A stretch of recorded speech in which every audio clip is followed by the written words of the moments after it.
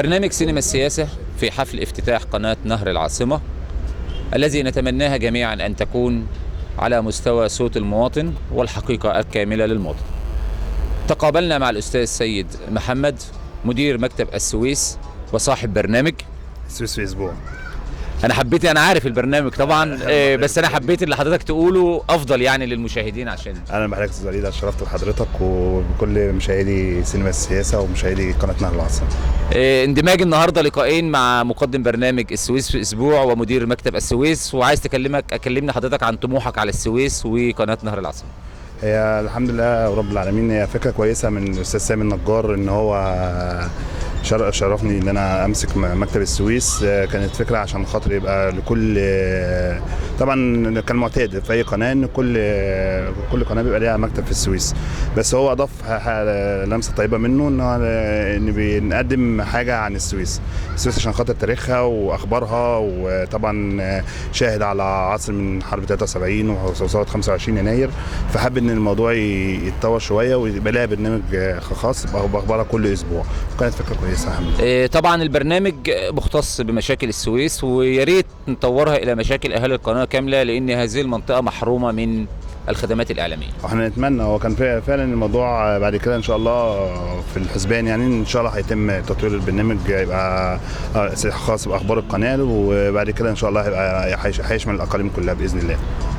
استاذ سيد محمد، بصفتك مدير مكتب السويس، امنيتك لقناه نهر العاصمه؟ هي امنيتي كاي واحد حابب ان يبقى بيته يكبر ويشوفه بيكبر، وكويس قوي ان الاستاذ سامي برضك ماشي على منهج كويس، ان هو بيدور على الكيف مش على الكم، ان بيدور على برنامج محترم، برنامج هادف، برنامج بيقدم مشاكل بتمثل المواطن المصري، بيمثل الشارع المصري. طبعا كل ده شيء جيد، وان شاء الله بامر الله في تطور للقناه، بامر الله باداره القناه وبيكم انتم ان شاء الله. ان شاء الله وبحضرتك باذن الله، وانا شاكر تشريفك النهارده، وان شاء الله ايد بايد قناه نهر العاصمه هتبقى للامام باذن الله، وبيكم انتم ان شاء الله بامر الله. الله يخليك. سؤال.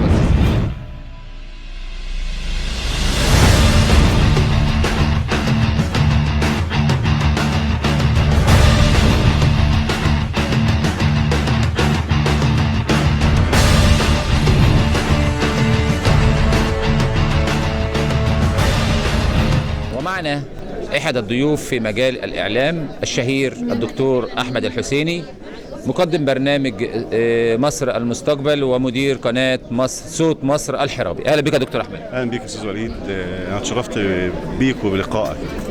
ربنا يخليك، شرف لينا النهارده تشريفك في الحفل الرائع لتدشين قناه نهر العاصمه، وعايزين نتكلم عن خبرتك الجميله والرائعه في مجال الاعلام. هتقول لنا ايه نستفيد بيه؟ والله انا الاول عايز اقول لاخويا وصديقي وزميلي الاستاذ سامي النجار الف مبروك على افتتاح قناه نهر العاصمه. الاستاذ سامي حد جميل قوي وصديق واخ، وحد حريص جدا على المهنيه في الاعلام، اختار اسم حلو، وانا شايف كوكبه من مقدمين البرامج يجوز ان هم لسه معظمهم يعني لسه مبتدئ في تقديم البرامج الجديد حديثا، ولكن عندهم مهنيه. انا شايف ان هو اختار برامج قويه قوي، اختار ناس كويسين، فريق عمل رائع، وبقول لقناه نهر العاصمه الى الامام دائما بالناس بتوعك وباسره العمل اللي فيكي وبالمخرج الجميل والزميل الجميل الاستاذ سامي النجار. احنا اللي بنشكرك وبنشكر تضامن برنامجك مع قناه نهر العاصمه وتضامنك الشخصي معانا وتشريفك لنا الحفل النهارده، وحابب استفيد من وجهه نظرك في اعلام اليومين دول. والله انا اقول لك على حاجه، الاعلام بيأدي دوره على اكمل وجه، ولكن مش الكل. يعني المؤسسه الاعلاميه زيها زي اي مؤسسه في الدوله، فيها الكويس وفيها الوحش. صحيح. الناس تتهم دائما الاعلام انه اعلام هادف، واعلام يعني ما بيسلطش الضوء الا على السلبيات بس. هي للاسف في بعض الناس في الاعلام هي دائما تسلط الضوء على السلبيات من اجل الشهره، من اجل الشو الاعلامي، ولكن انا بقول ان مصر هي اقل دوله على مستوى العالم سلبيات. صحيح. مصر كلها ايجابيات وكلها انجازات، ولكن السلبيات الذي يسلط عليها الضوء هم بعض او قله جدا جدا جدا في مقدمين البرامج الجدد لتسليط الضوء على انفسهم والشو الاعلامي لانفسهم فقط. رسالة أخيرة عايزين حضرتك توجهها لنا أو توجهها للإعلام أو لقناة نهر العاصمة. أنا بقول لقناة نهر العاصمة إن شاء الله هتكون قناة مميزة قوي، هتقدم إعلام بناء، ودي المرحلة اللي احنا فيها اللي مصر بتمر بيها. مصر بتمر مرحلة صعبة زي ما احنا شايفين. طبعا مصر عليها حروب شرسة. الحرب مش مجرد اشتباك جنود مع جنود، ولكن الحرب اللي موجودة حاليا على مصر هي حرب فكرية، حرب ثقافية، حرب من نوع شديد جدا قوي جدا. لابد ان الاعلام يكون رقم واحد، هو الجندي الاول في مقدمة الجنود، علشان ندي للناس يعني نقول لهم ان الصوت الوطني والحس الوطني والشعور بالازمه اللي بتمر فيها البلد لازم كلنا يا جماعه نتحمل. وانا شايف ان نهر العاصمه ان شاء الله يكون لها دور كبير جدا في الاعلام البناء في المرحله القادمه. إن شاء الله. أشكرك أستاذ أحمد، أشكرك جدا على تشريفك، وأشكرك على كلماتك الرائعة وحثك الإعلاميين على بذل الجهد لتطوير مصر. تسلم حبيب قلبي، وشرف ليا وشرف ان انا اكون موجود على شاشه نهر العاصمه. أهلا بيك.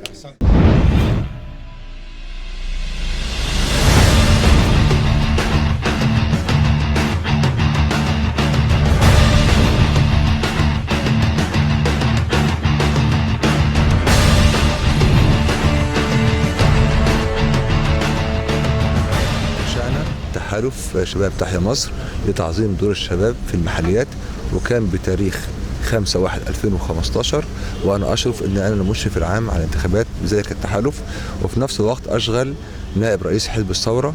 وكانت الفكره في الاساس ان احنا بنعظم دور الشباب استجابه لدعوه الرئيس عبد الفتاح السيسي لتمكين الشباب من المحليات واداره مفاصل الدوله. فبالتالي كان في اكثر من 38 كيان، منهم احزاب متواجده معانا، وفي كيانات نقابيه، وفي كيانات مجتمع مدني. بالتالي احنا كانت رؤيتنا ان احنا نساند دور الشباب في مجلس النواب ومسام في المحليات. ان احنا عارفين ان الشباب الامه المصريه يمثلوا اكثر من 95% من تعداد سكان مصر. فبالتالي اذا كنا عاوزين مستقبل، فالمستقبل بيد الشباب. فاحنا راينا من واجبنا، احنا عدينا 40 سنه والحمد لله، ان احنا نسلم الرايه للشباب اللي هم قادرين على بناء مصر. وافضل شيء لبناء الدوله ان احنا هنيجي من الاساس اللي هو المحليات. عضو المحليات حضرتك بيحتك بالمواطن احتكاك مباشر، تعظيم الدور الخدمي لعضو المحليات. فبالتالي انا بقول لكل شعب مصر يا ريت نختار وبعنايه عضو المحليات اللي يمثلنا، ان ده العضو اللي انا بعده ان شاء الله خلال الدوله البرلمانيه انه يبقى عضو مجلس نواب. يعني الراجل هيجي من الشارع بيحتاج مشاكل الشارع، فبالتالي لما يمثل المواطن في مجلس النواب هيكون اقدر احساسا بمشاكل المواطن ومشاكل الوطن، ويكون اقدر على حلها. أكيد. بالنسبة نشاط الشباب يا أستاذ علم، أنا شايفة إن الشباب فعلا إن إحنا فعلا لازم نعمل راية ليهم، وهم اللي هيكملوا الرسالة بتاعتنا. والشباب تحيا مصر بجد أنا شايفة في نشاط في كل الأماكن، من اسكندرية لكل البلاد. أنت شايف الشباب اليوم إيه؟ وحضرتك للاسف احنا لو رجعنا لورا وشفنا الانتخابات الاستفتاء وانتخابات مجلس الشعب، لقينا معظم الشباب قاعدين على القهوه في يأس. انا عاوز اجيب الشاب ده واخليه يشارك في الحياه السياسيه بفعاليه. خلاص بقى انسى كلمه انا لو رحت هعمل ايه فرق ايه، لا انت هتروح هتفرق جامد جدا، انت اللي هتبني البلد دي. احنا خلاص جيل رايح، مين هيبني مصر؟ انت اللي هتبني مصر. تعالى احنا هنوعي، احنا دورنا في التوعيه. يعني معظم قيادات التحالف حضرتك تاخذوا قرار، مش نازلين انتخابات، احنا مش عاوزين كرسي، انا عاوز الكرسي يكون اجيب شاب قادر على خدمه المواطن. فالحمد لله رب العالمين احنا حاليا لينا منسقين في 18 محافظه على مستوى الجمهوريه، شغالين منسقين محافظات، منسقين مراكز، منسقين قرى، بنحاول نوعي الشباب ونختار الشباب بغض النظر عن انتمائه لينا او عدم او مش انتمائه ليا. انا عاوز اختار الشاب الكفء المحترم اللي يقدر يمثل الشعب المصري في المحليات ويقدر يقدم الخدميه ويكون بطاريه بعمل شريف. احنا طبعا سئمنا الفساد في المحليات، وياما العقود السابقه قالت الفساد دروكه في المحليات، فالمحليات عاوزين نخليها تشتغل كعماد الدوله. انا عندي رئيس جمهوريه شغال ليل ونهار. طب انا عندي وزاره اللي عليها مآخذ، بعض المآخذ، وبعض الوزارات ما بتقومش بدورها. طيب ما هو ده من ايه؟ ان الوزير او عضو مجلس النواب مين الداعم الاساسي بتاعه؟ عضو محليات. احنا طبعا عملنا هرم مقلوب للاسف الشديد. المفروض كنا بدانا انتخابات محليات في بدء طريق المستقبل، لكن للاسف الحمد لله رب العالمين ما يدرك كله لا يترك كله. وحاليا دلوقتي احنا في مرحله طريق المستقبل ان بنهايه المحليات اللي هي البدايه الحقيقيه للحياه السياسيه في مصر. انا بقول لكل شاب مصري الطريق مفتوح ليك، ما تيأسي. لغه المال بعيد عنك، لا انت ليك بنشاطك هتفرض نفسك على الشارع، ومسام الناخبين هيتم ايه؟ انتخابك. انا دوري توعيه، ببذل خساره جهدي ان انا امكن الشباب المحترم اللي يقدر على خدمه البلد من المحليات بغض النظر عن انتمائه الحزبي او اعتقادي او الدين او السياسي. انا بقول لكل شاب مصري محترم في مصر اتفضل تحالف شباب تحيا مصر يفتح ذراعيه ليك.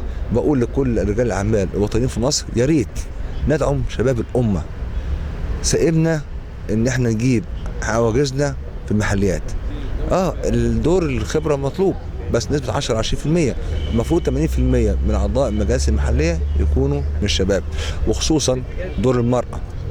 لما يكون انا عندي اكتر من 50% او 60% مراه، ازاي الراجل يمثل المراه؟ لا انا دايما برضو داعم للمراه. المراه الشابه يا ريت برضو تنزل في المحليات وادعمها واوعيها وادعمها بكل قوتي، عشان دي قادره على نقل مشاكل المراه وصوره المراه في المحليات، ومن اقدر احل مشاكلي. وانا بحدد هنا كل مشكله في مجتمع معين، بقول ان المجتمع قادر على معرفه مشكلته ومن حلها.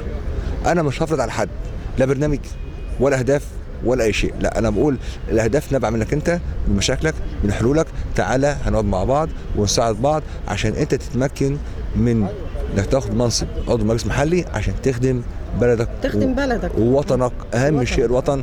وانا دايما ليا كلمه ان الشباب المصري ليس قادر فقط على خط المحليات، ولكن الشباب المصري قادر على خط العالم اجمع.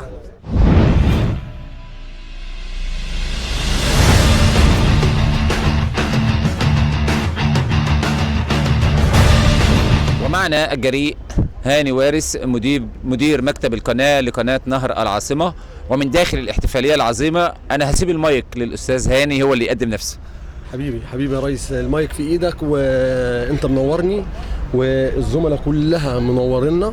وإحنا بنقول يعني للناس كلها انتوا شرفتونا، وقناة نهر العاصمة قناة جميلة جدا.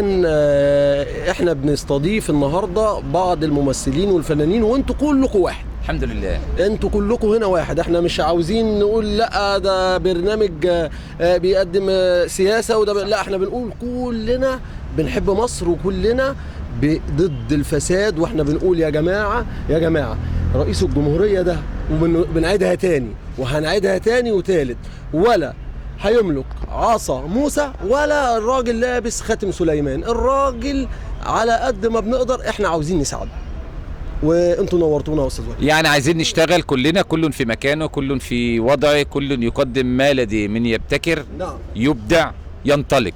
انطلاقاتك القادمة؟ نعم يا باشا، احنا الانطلاقات القادمة ان شاء الله ضد الفساد. ستظل محاربا للفساد في الماضي وفي الحاضر وفي المستقبل. أخضم القضايا اللي انت فجرتها او اضخم القضايا اللي فجرتها في السويس؟ والله هو كان عندنا في السويس الاسبوع اللي فات كان عندنا يعني قضية كبيرة وانا فجرتها على قناة نهر العاصمة من خلال برنامجي الجريء. كان اهدار المال العام. ناس اخذت شيكات من مقاولين من المحافظة على أساس اللي هي هتركب طوب وهتركب اللي هو البلاط بتاع الأرصفة. الناس أخذت الشيكات، راحوا جابوا طوب قديم وركبوه ودهنوه بالأكسيد اللي هو الأحمر. تعرض للقضية ديت البرنامج الجريء. وفرت للدولة قد إيه؟ كتير، ما يعدل عن 150 مليون ده شارع عريض زي شارع الجلاء دوت، شارع كبير. بعد ما كلمنا السيد المحافظ اللواء أركان حرب أحمد محمد حامد، الراجل كان لسه ماسك بقاله 20 يوم، جيت عملت معاه لقاء فقلت له، قال لي انا خلصت شارع الجلاء في 15 يوم. ما يعرفش حاجه. فلما لقيناهم بيدهنوا بالاكسيد الاحمر، رحنا انتوا بتعملوا ايه؟ لقينا الطوب قديم. حولنا الموضوع المحافظ الراجل والسكرتير العام عملوا مذكره وحولوهم للنيابه. النيابه امرتهم، هم بيجيبوا الطوب وبيركبوه، والحمد لله نجحنا اللي هم بيركبوا الطوب والبلاط من اول وجديد، واحنا بنحب بلدنا، مش هنقدر نقول غير كده. الحمد لله وبالتوفيق دايما وضد الفساد دايما يا استاذ هاني، ودمت بخير والسويس بخير والدقهليه بخير ومصر كلها بخير. وقبل ما اختم لقائي وحضرتك بخير، انا برضو من خلال برنامجي بحيي برنامجك الجميل الرائع وبمزيد من التقدم استاذ وليد علي. الله يخليك، شكرا.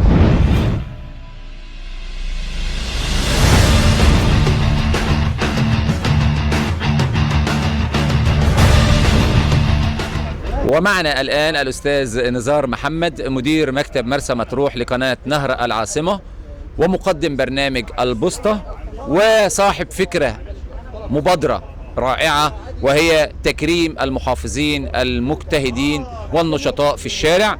وقد قام بتكريم محافظ مرسى مطروح، وعمل استفتاء على قناة نهر العاصمة فاز بها محافظ مرسى مطروح. أهلا يا أستاذ مرسى. أستاذ وليد، أنا برحب بحضرتك وبشكرك على المقدمة الجميلة دي، وبجد قناة نهر العاصمة بتثبت يوم بعد يوم إنها إن شاء الله هتكون في المقدمة من أجل محاربة الفساد، من أجل مصرنا الجميلة اللي احنا بنتمناها. وانا بشكرك وبشكر استاذ سامي النجار رئيس مجلس اداره القناه. صحيح. ويستحق التكريم بامانه. واستاذه رشا بيبذل بجهده، والاستاذه رشا انا بس بتكلم حضرتك على فكره الاستفتاء جت منين. تحدثت مع الاستاذ سامي النجار، قلنا ان في محافظين مجتهدين وبيقدموا خدماتهم لمصر. طبعا احنا بنتمنى كل المحافظين يكونوا على المستوى العالي اللي احنا بنتمناه. صحيح. ولكن الفكره جات لي وعملنا استفتاء بين الساده المحافظين، وحصل على الفارس الاول النسر العربي في الامارات، اللواء أركان حرب علاء أبو زيد محافظ مطروح، اللي أنا من خلال برنامجك الرائع سينما السياسة بقدم له الشكر لما يبذله في مطروح وجهده الجميل الرائع اللي أهالي مطروح حاسين بيه وواقفين جنبه. أهالي مطروح الطيبين. صحيح. حدودنا الغربية يا أستاذ وليد، وأنت يعني حدود مفتوحة على الدواعش وعلى جبهة طبعا عن طريق ليبيا يعني. صحيح. ولكن قواتنا المسلحة هناك حاجة رائعة وحاجة جميلة، زي ما تقول كده الأمن والأمان، وقوات الشرطة المحترمة بتقوم بجهد جميل.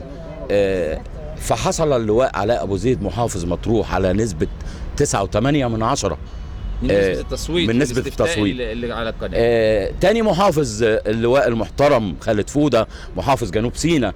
الراجل عامل في السياحة شغل جامد جدا وشغل جميل جدا، وانا ببعت له تهنئة. تالت واحد اللواء كمال الدالي محافظ الجيزة. رابع واحد من المحافظين، وانا طبعا مع حضرتك بذكرهم، انا اسف. لا اتفضل، هاخد من وقتك كتير. لا المهندس عاطف عبد الحميد محافظ القاهرة. خامس محافظ اللواء احمد ضيف صقر محافظ الغربية. سادس محافظ اللواء المحترم عمرو عبد المنعم محافظ القليوبية. سابع لواء وهو اللواء المحترم احمد حامد محافظ السويس. انا بجد ببعت لهم برقية تهنئة على المجهود الوفير اللي بيعملوه، وبشكرهم. وبقول للسادة المحافظين، احنا لما عملنا الاستفتاء حبينا ان احنا نختار يعني المحافظين اللي هم بيشتغلوا وبينزلوا الشارع وبيقفوا مع المواطن. صحيح. فانتوا كلكم اسره واحده. صح. ومجموعه بنحس ان هي عاوزه تشتغل تعمل حاجه. فان شاء الله الاستفتاء القادم يكون فيه محافظين في السنه القادمه باذن الله 2017 خلاف المحافظين الموجودين، وده شرف لينا وشرف للقناه، شرف لمصر ان يكون في محافظ مجتهد يجري طبعا. وانا عارف ان محافظ الدقهليه بيجري واحنا يعني بنبعت له تحيه من خلال برنامج حضرتك الرائع، وانا بشكرك وبشكر القناه وبقول تحيا مصر، وان شاء الله مصر هتبقى بخير. واسمح لي المفروض كنت اقولها في البدايه، اتفضل خد وقتك. نعزي انفسنا في وفاه شهداء مصر الابرار، مصريين مسلمين مسيحيين، كلنا ايد واحده، عمرنا ما في حاجه هتفرقنا. خالص العزاء لاخواتنا المصريين، واشكرك واشكر البرنامج الرائع واشكر القناه.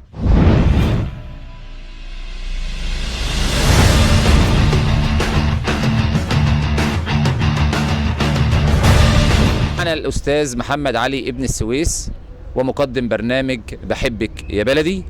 السويس الباسلة التي نتمناها كمدير في قناة نهر العاصمة أن يكون لها بدل البرنامج 10. هؤلاء زملاؤنا، هؤلاء أحبابنا، هؤلاء الدعم الذي نتعلم منه. اهلا بك استاذ محمد علي. اهلا بيك يا استاذ وليد، وبجد انا سعيد ان انا بعمل مع حضرتك اللقاء ده. ربنا يخليك، انا الاسعد والله العظيم 3 النهارده بان انا بعمل مع زميل واخ فاضل، انسان بتعلم منه يعني ايه ميديا، يعني ايه اعلام، يعني ايه مونتاج، يعني ايه كل حاجه. عايزك تكلمنا النهارده عن امالك في السويس من خلال برنامجك.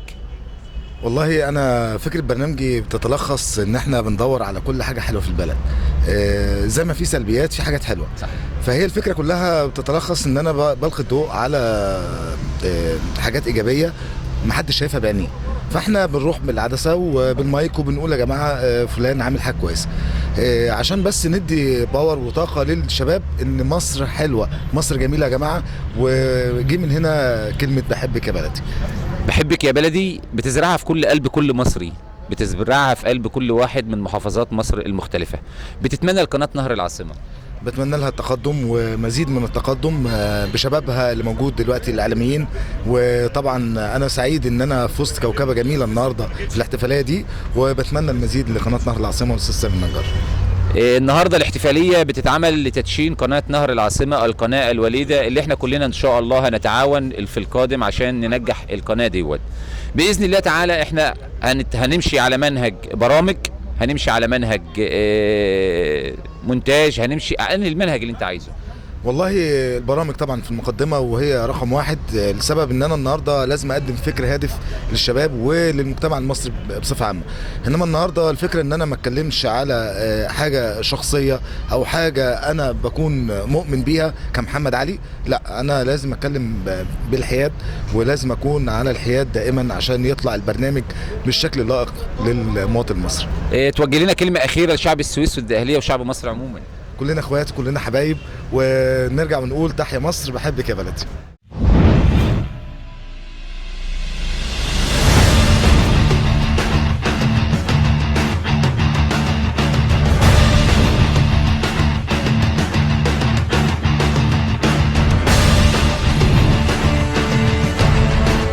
والتقينا بالمستشارة هالة جاد، مؤسسة إحدى الجمعيات الأهلية والمؤسسات للعمل في المجتمع المدني والمنظمات المدنية. مؤسسة احنا كانت الأول هي حملة اسمها معا هنكمل المشوار، عشان بنقول للبلد ان احنا كلنا موجودين ايدينا في ايدين بعض، هنكمل المشوار وهنكمل المسيرة وان شاء الله هننجح وهنعدي. فعملناها مؤسسة هي دلوقتي تحت التأسيس، فاضلها حاجات بسيطة وتتشهر، ودلوقتي احنا شغالين بيها، بنرعى الموهوبين، بنزور البلاد وبنزور الأرياف، نفس شغل الموهوبين في الفن والشعر، في الفن والشعر والثقافة، بص في كل حاجة، في كل المجالات، في كل حاجة، وبنتبناهم نوصلهم لأعلى المستويات. وإن شاء الله إن شاء الله عندنا كمان باشتراك مع جمعية بنك الأفكار بنعمل معارض لكل الطلبة اللي هم المخترعين، وبنوصلهم فعلا وبنوديهم تسجيل اللي هي المشاريع بتاعتهم، وفي فعلا خدوا جايزات عالمية وسافروا اسمها ايه، استنى بس، يسافروا بتسافريهم احدى البلاد العربية؟ البلاد لا، ده هو سافروا تركيا كمان، وسافروا لندن والحمد لله يعني حاجات كويسه احنا بنعملها وعلى ارض الواقع، لان احنا بنحب بلدنا وبلدنا دي غاليه علينا قوي وعايزينها تكبر، وان شاء الله هتكبر باهلها الطيبين الصح. نشاط جميل ونشاط رائع اللي هو رعاية الموهوبين، لأن غياب دور وزارة الثقافة لعدم الدعم المادي والعجز الموازنة والكلام ده، حضرتك بتوفري ده على الدولة.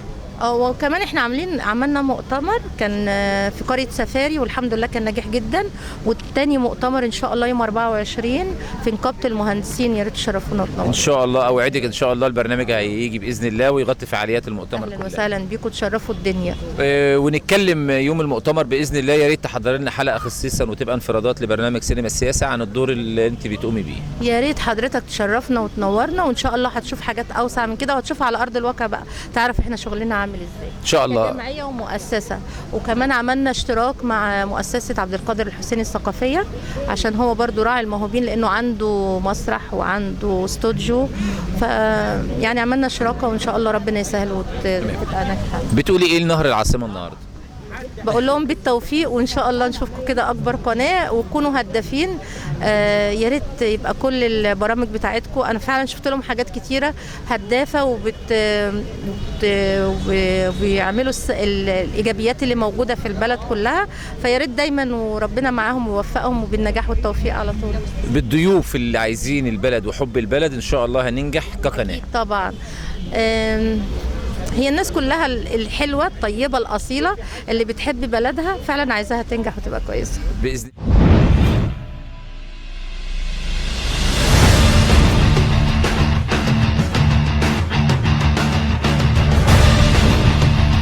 أهلا بيكي وبالسادة المشاهدين وبكل مصر والمصريين والأمة العربية، كل سنة وانتم طيبين بمناسبة مولد النبي الشريف، أعاد الله علينا وعلى الأمة العربية والإسلامية بالخير والبركات.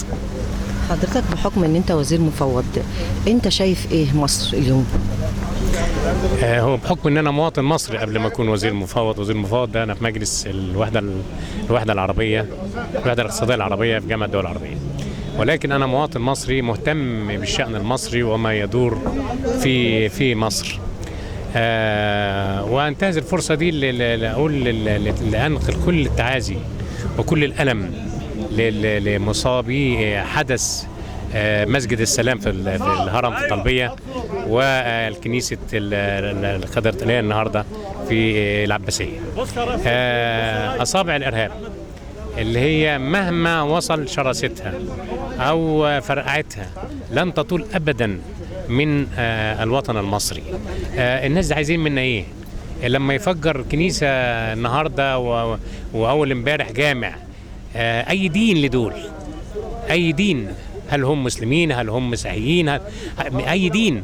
أنا أندهش وأندد وأشجب وأتألم من أجل من في دول إقليمية بتمول هذا الإرهاب.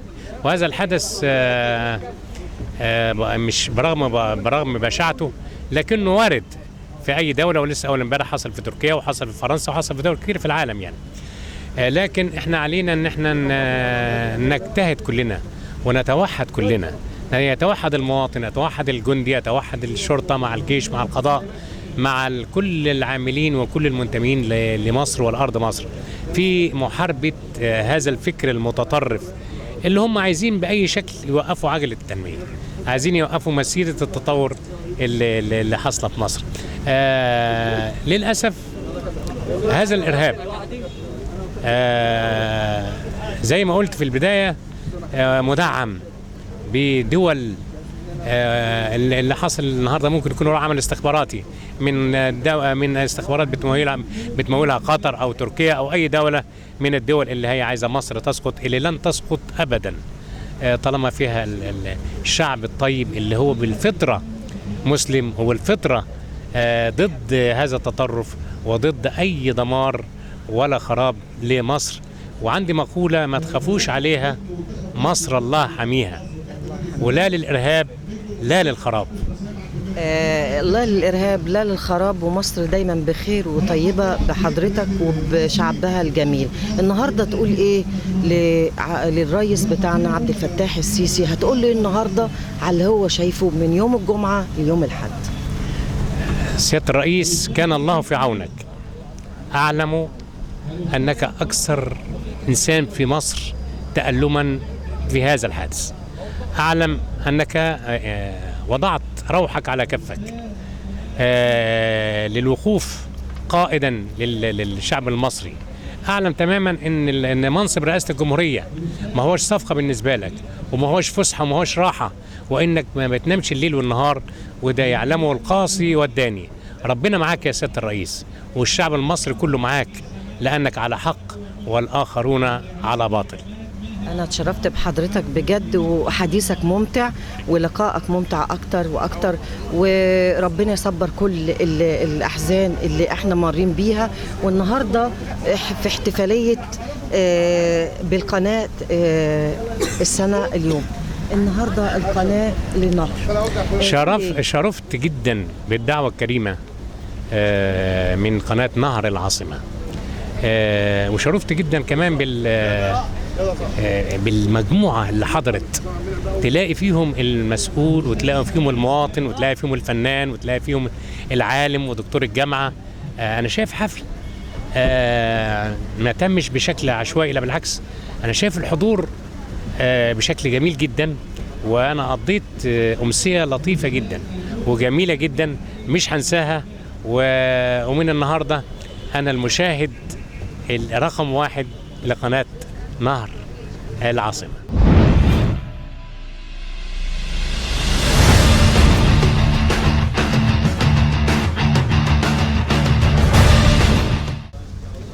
فريق عمل برنامج عيون مصرية قناة نهر العاصمة. أهلا بحضرتك أستاذ محمد. أهلا وسهلا يا فندم، معاك محمود عطا مقدم برنامج عيون مصرية. أهلا بحضرتك. أهلا بحضرتك. الكاتب الصحفي محمد السبروت مقدم برنامج عيون مصرية ورئيس النقابة المهنية للصحافة والإعلام. أهلا بحضرتك. أهلا وسهلا أستاذ وليد. إسماعيل غنيم مدير التصوير والمونتاج ببرنامج عيون مصرية. عايزين نعرف فكرة البرنامج. فكرة البرنامج بيناقش كل قضايا مصر، جميع القضايا في جميع محافظات مصر، فن، ثقافة، سياسة، اجتماع، ديني، كل النشاطات. بنحاول ان احنا ننزل للشارع في كل المجالات، بنناقش كل القضايا. كلمني عن قناة نهر العاصمة. قناة نهر العاصمة زي ما حضرتك عارف ده قناة لسه طبعا تم افتتاحها ورئيس مجلس إدارتها الأستاذ المخرج وليد الأستاذ المخرج سامي النجار. وطبعا من خلال برنامجنا وفكرة برنامجنا عيون مصرية احنا بنعتبر نفسنا ان احنا عين المصري داخل الشارع، سواء كان الشارع ده على مستوى الجمهورية. بنحاول ننقل زي ما الأستاذ محمد السبروتي قال، بنحاول ننقل رأي المواطن ونحاول نشوف القضايا ايه، وبنحاول بقدر الامكان نحاول ندور على الحلول من خلال الرأي والرأي الآخر. كلمنا عن التصوير وايه اللي محتاجينه في مصر عشان يطلع عندنا برامج قوية في التصوير. هو بصراحة هي صعب موضوع التصوير، لأن مفيش دورات جامدة هنا في التصوير. كله بيعتمد عن الهواية، لكن علشان تلاقي خبرة في التصوير جامدة ما تلاقيش هنا في السويس أو في القاهرة عموما. تمام. فاحنا محتاجين دورات جامدة في التصوير. يعني المهمة شقة عليكم في مرحلة قناة نهر العاصمة ان انت ان شاء الله تدينا مجال واسع للدورات. والله ان شاء الله احنا بنحاول والله نعمل على قد ما نقدر وندي كل اللي عندنا علشان نطلع في احسن صورة للبرنامج. تمام. عايزك توجه كلمة أخيرة لقناة نهر العاصمة. قناة نهر العاصمة تعتبر هي القناة الرائدة ان شاء الله في المجال القادم، وهي هتكون بإذن الله زي ما احنا نهر النيل هو يمثل مصر، فان شاء الله قناة نهر العاصمة هي اللي هتمثل الشارع وهتمثل مصر على المجالات الفضائية والقنوات الأخرى. قناة نهر العاصمة هتمثل لك ايه؟ قناة نهر العاصمة قناة كل المصريين، تعتبر حياة لكل المصريين، هي نقلة جديدة في الإعلام. أنا شايفها إن شاء الله هتكون منافس لكبرى القنوات الفضائية. دور التصوير في النقلة النوعية اللي عايزين ننقل بيها قناة نهر العاصمة. والله هو التصوير أهم حاجة، لأن هو اللي بيظهر للمشاهد كل حاجة في الشارع كويس، ولازم يكون التصوير حاجة من قلب الشارع نفسه، حاجة يعني تبين كل حاجة في الشارع من الصغيرة للكبيرة، لأن هو اللي بيظهر للمواطن. أشكركم جزيلا في نهاية حلقتي النهاردة، ولو في أي حاجة عايز تقولها اتفضل. لا يا فندم، أنا بشكر طبعا الإعلام المتألق الأستاذ وليد رزق وبرنامجكم سينما السياسة، لأن أنتوا فعلا بتنقلوا وجهة نظر المواطن، وفعلا هي العين الكاميرا التي لا يجب التي تنقل الرؤيه الصحيحه بالنسبه للشارع المصري. صحيح. كلمه اخيره مقدمنا العظيم برنامج. اتقدم بالشكر للاستاذ سامي النجار لان هو شايل على عاتقه هم كبير قوي، وربنا يوفقه ويوفقنا معاه ان احنا ننطلق بالقناه الى افق عالميه. الانطلاق بالقناه ودورك كبير في المرحله القادمه من تدريب جيل جديد في التصوير. والله هو التصوير طبعا اهم حاجه، ولازم نبتدي نتدرب اكتر واكتر علشان نقدر ندي ونجيب اكتر واكتر، لان قناه نهر العاصمه بتهيألي ان هي بتعمل لفتات جميله زي الحفل بتاع النهارده كده.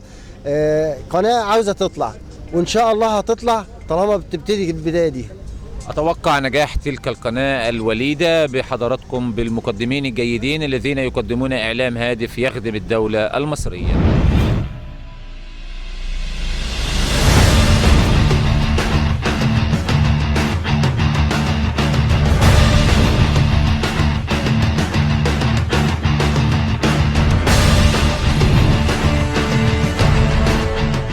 أشرف الجميل الخبير في الدعاية والإعلان وعضو أساسي في قناة نهر العاصمة، جاي النهاردة في ختام حفلنا اليوم يقول لنا إيه؟ والله أحيي كل الناس اللي موجودة في نهر العاصمة، وإن شاء الله بإذن الله نتمنى لهم بإذن الله هيكون مستقبل كويس، وإن شاء الله بإذن الله تكون من القنوات اللي فعلا مشوقة، وإن شاء الله بإذن الله يكون فيها من البرامج اللي تشوق وتخلي الإنسان أو تخلي كل الناس ينضموا إليها، وتكون إن شاء الله بإذن الله منتشرة انتشار واسع بإذن الله. السوق الإعلاني سوق صعب في مصر، سوق ملوش أي مقاييس. تمام. مقاييسه مش عارفين هل هي رد فعل شارع، هل هي مقاييس مونتاج، هل إخراج، هل مقاييس قناة. بتقيسوا إزاي المقياس الإعلاني؟ والله المقياس الإعلاني دلوقتي بيعتمد على الشو، وهو ده اكبر حاجه. ان احنا او انا واحد من الناس ما بحبش الشو. بنتكلم واحد بيطلع مذيع يفضل يتكلم في قضيه ويلف حواليها مفيش ابداع، ما عندناش المعلومه الزياده اللي احنا حتى نقدر نضيفها لاي جمهور. احنا في عندنا المفروض يكون في عندنا معلومات ثقافيه، احنا عايزين نتثقف، لكن كل اللي احنا بنعمله اللي احنا بنبتدي برنامج قضيه معينه ونفضل نندب ونقول ونعيد. حتى في الكوره عندنا بالظبط ساعه الا ربع، وبيبتدي الرغي والكلام والحوار 3-4 ساعات. صحيح. في ايه قضيه صغيره اينما كانت احنا بناخدها بنشوهها ونبتدي اللي احنا نوزعها ونكبرها ونفخمها. ويعني لو احنا هنبص مثلا للاحداث اللي حصلت اليومين دول او اللي هو امبارح وبتاع وكده، الانفجارات دي في كل حته، وكل الارهاب موجود في كل حته، وكان في فرنسا وكان في امريكا ذات نفسها. ما ادوهاش الوضع اللي احنا بنديه. احنا كده بنخوف الناس، بنقول يا جماعه ما ينفعش، احنا بنخوف الناس. انا لما اقعد اخد حدث وابتدي افخمه ويوصل للعالميه بره، يبقى انا كده بعمل لنا تفخيم لموضوع هايف بيحصل في كل الدول. واحنا ليه بنفخمه؟ احنا ليه بنفضل نقول واللي بنقوله بنعيده؟ عندنا نوعين من اعلام، من الاعلام الفرقعه واعلام الندب، وهو ده اللي بيقبله السوق وبيقبله الاعلانات. هننتهج ده في قناه نهر العاصمه؟ اعتقد ان شاء الله باذن الله لا، بان نهر العاصمه عامله خطه جديده باذن الله، ان شاء الله باذن الله تفوق الخطط السابقه. هم لموا الاخطاء اللي هي موجوده في البرامج الثانيه، وابتدوا ان هم يعملوا عمليه تطور، وان شاء الله باذن الله يعني هتكون قناه جميله جدا مشوقه، وان شاء الله باذن الله هيكون فيها معلومات تفيد. والتوك شو ان شاء الله باذن الله هيحاولوا ان هم يبعدوا عنه شويه. تمام. في حاجه كمان، اعتمد التوك شو على التمثيل. صحيح. وليست الاحداث الحقيقيه. فانا والناس بتصدق، ودي مشكله. احنا عايزين نبين للناس ان هم ما يصدقوش اي برنامج فيه اي اعلان، لانها كلها فرقعه. ويا جماعه والله ده ممثلين بيجيبوهم بيمثلوا، سواء بقى عفاريت سواء بقى اي حاجه، ده تمثيل يا جماعه، مش الحاجه الاساسيه بتاعتنا. فيا ريت بصراحه اللي احنا نبعد عن الحبكه التمثيليه في البرامج علشان نعمل فرقعه. وللاسف الشديد طول ما في اعلانات هي اللي بتخدمنا يبقى احنا كده تبع اعلان. صح، بنعمل ما يرضي الاعلان وليس ما يرضي المشاهد. ده كلام سليم. الاحتفاليه النهارده كانت احتفاليه رائعه، دعوتوا فيها نخبه سياسيه واعلاميه ونخبه مثقفين وفنانين ايضا.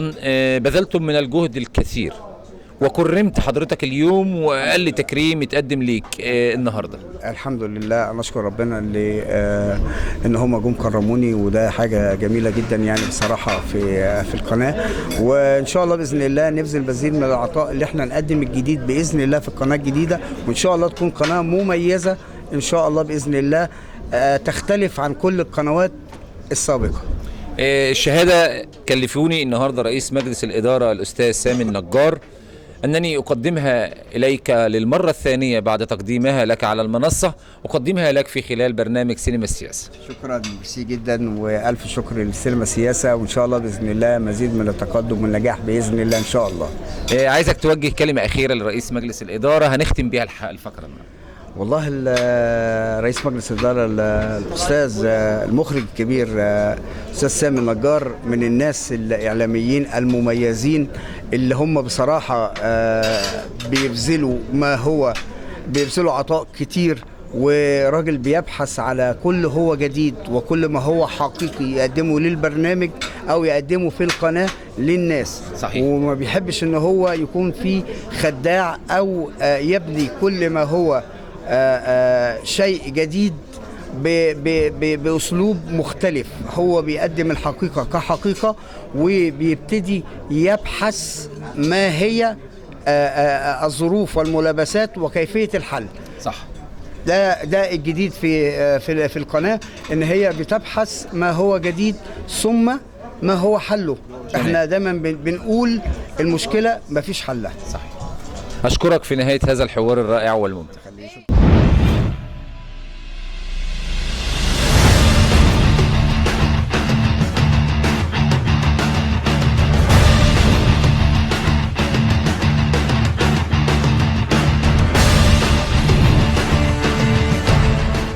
برامج متنوعة، كلنا كأننا برنامج واحد، هدفنا حاجة واحدة بس، خدمة المواطن وخدمة الوطن، وفي النهاية تحيا مصر.